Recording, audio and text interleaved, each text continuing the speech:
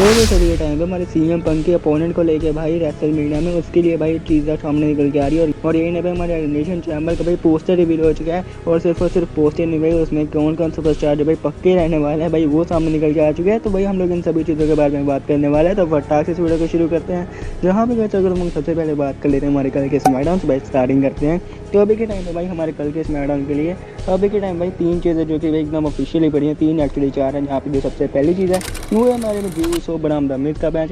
तो भाई देखो भाई इसमें भाई हमें कोई शक नहीं होना चाहिए कि यहाँ भाई जी उस ही जीतने वाला है। अगर भाई यहाँ पे किसी की इंटरफेरेंस नहीं होती है तो यानी कि अगर भाई यहाँ पे कोई बंदा इंटरफेयर कर देता है, जैसे कि हमारी हील टीम का यानी कि विजन का अगर भाई कोई बंदा इसमें अपना इंटरप्ट कर देता है, फिर कैसे हमें जूस और हारते हुए ये निकले मिल सकता है। नहीं तो भाई ये बंदा यहाँ पे जीतने ही वाला है।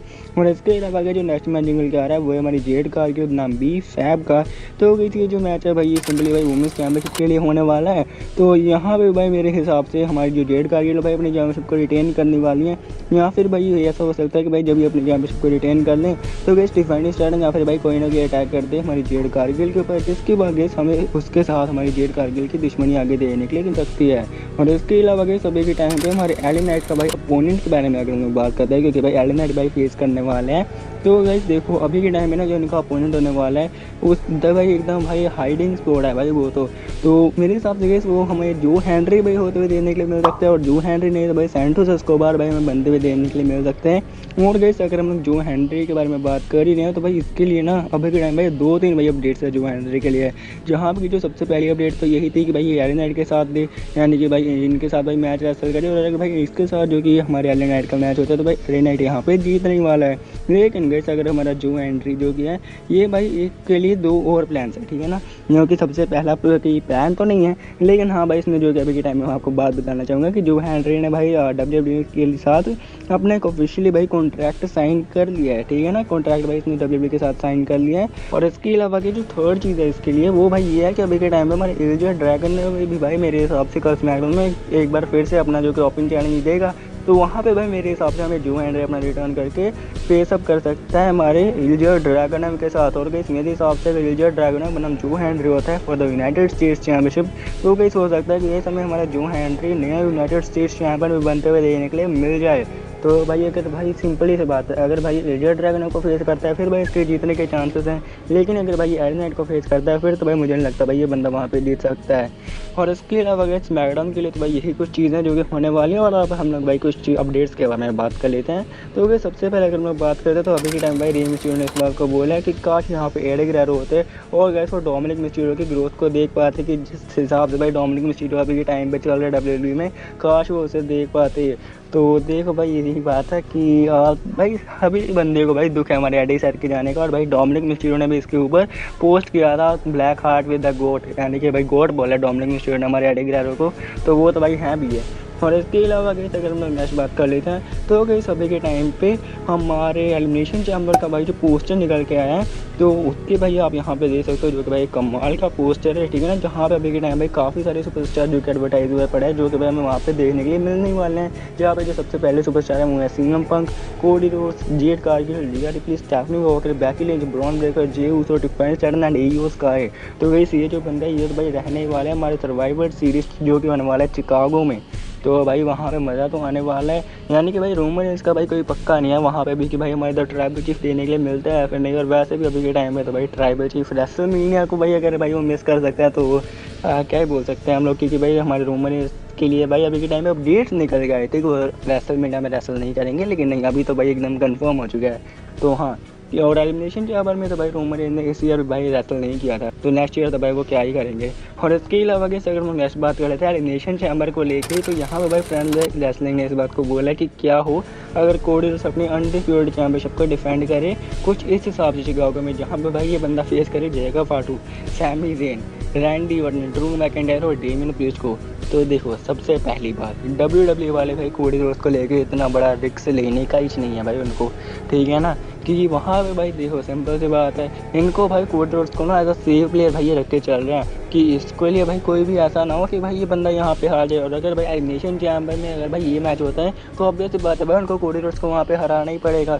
तो फिर भाई इसी का जो कि अनडिस्प्यूटेड चैंपियनशिप के लिए मैच कराएंगे ही नहीं, ठीक है ना। सबसे पहली बात है एलिमिनेशन चैम्बर में सभी की सभी बातें यहाँ पे ही खत्म हो जाती हैं।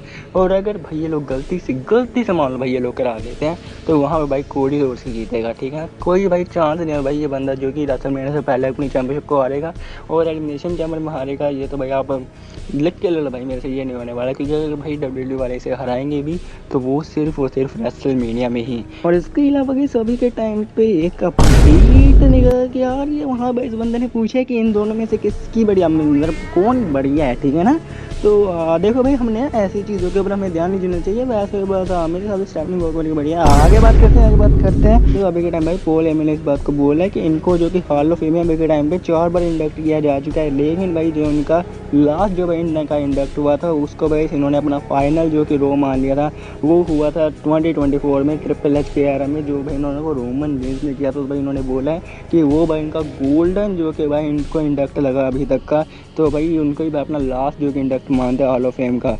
तो हाँ भाई रोमन ने वैसे भाई कुछ अपनी जो कि प्रोमो कट भाई जो रोमन ने किया था ना हॉल ऑफ फेम में, मतलब भाई वहाँ पे ट्राइबल चीफ ना होता, अगर पोल में ना होता तो वो भाई नेक्स्ट लेवल का था। और इसके अलावा अगर हम फाइनल में बात कर लेते हैं हमारे सीएम पंक के बारे में, तो सभी के टाइम में हमारे सीएम पंक के रेसलमेनिया अपोनेंट को लेकर भाई तीन बंदे भाई सामने निकल के आ रहे हैं, जो कि भाई सबसे पहले हैं हमारे Cody Rhodes, Roman Reigns and LA night.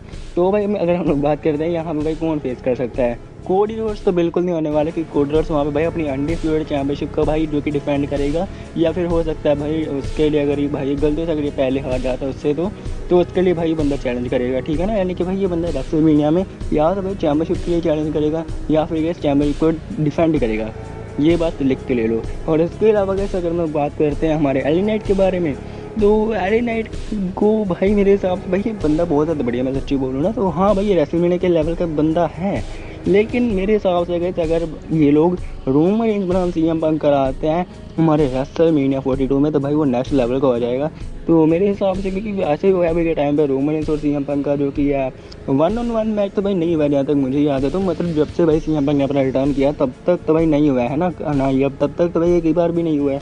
तो अगर भाई ये लोग सीएम पंक बनाम रोमन रेंज कराते हैं वो भी for the world heavyweight championship, वो भाई नेक्स्ट लेवल पे होगा, जहाँ पे अगर भाई रोमन रेंज चैंपियन बन जाता है फिर तो भाई सोने पे सुहागा हो जाएगा। और अगर भाई यहाँ पे ये मैच होता है रेसलमेनिया 42 में, फिर तो भाई सीएम पंक अपनी चैंपियनशिप को हारेंगे ही, रोमन रेंज ऑब्वियस सी बात हो जाएगी। लेकिन अब बस देखना है कि डब्ल्यूडब्ल्यू वाले कराते हैं या फिर, क्योंकि अभी के टाइम पे ये भी चांसेस निकल के आ रहा है कि हो सकता है भाई रोमन रेंज और कोडी रोड्स जो सर्वाइवर सीरीज में होने वाला है, तो वहाँ पे भाई रोमन रेंज कुछ हमला भाई कर दे कोडी रोड्स के ऊपर, जिसके बाद गए हमें रोमन रेंज बनाम कोडी रोड्स का मैच देखने को मिले रेसलमेनिया 42 में, तो वहाँ से भाई रोमन रेंज अपनी चैंपियनशिप को वापस ले लेंगे कोडी रोड्स से। तो देखते हैं, यानी कि भाई रोमन रेंज रेसलमेनिया 42 में भाई किसी न किसी चैंपियनशिप के लिए चैलेंज करने वाले हैं, तो यानी कि भाई उनका कोई नॉर्मल मैच तो नहीं होने वाला है। तो रोमन रेंज के लिए चलो भाई यही बढ़िया बात है, और इसके साथ जो कि मेरे हिसाब से अगर सीएम पंक के साथ भाई उनका मैच होता है तो भाई ये और ज़्यादा बढ़िया हो जाएगा। वैसे कोडी रोड्स के साथ भी हाँ बढ़िया ही होगा, लेकिन सीएम पंक के साथ भाई नेक्स्ट लेवल का हो जाएगा ना। बाकी आपको क्या लगता है बता देना, जाने से पहले वीडियो को लाइक और चैनल को सब्सक्राइब जरूर से कर लेना। मिलते हैं नेक्स्ट वीडियो में, बाय बाय।